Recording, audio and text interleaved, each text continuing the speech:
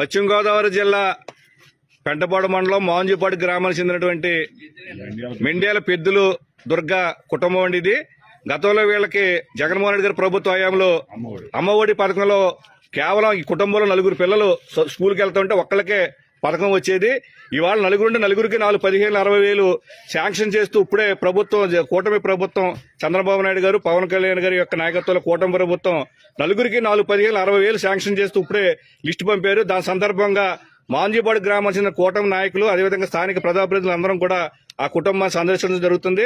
ముఖ్యంగా చెప్పమ్మా, నువ్వు గతంలో జగన్మోహన్ గారి పిల్లల టైంలో కూడా పిల్లలు పంపించావు స్కూల్ కి? ఎంతమందిని పంపించావు?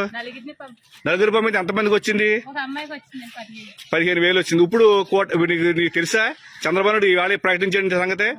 మీ 4 పిల్లలకి వచ్చినాయి అమ్మా? ఎలాగుంది, మీకు ఆనందంగా ఉందా? చాలా ఆనందంగా ఉందండి. 4 పిల్లల్ని కూడా చదివించుకోగలను. అమ్మా నువ్వేంటమ్మా, నువ్వు చెప్పు.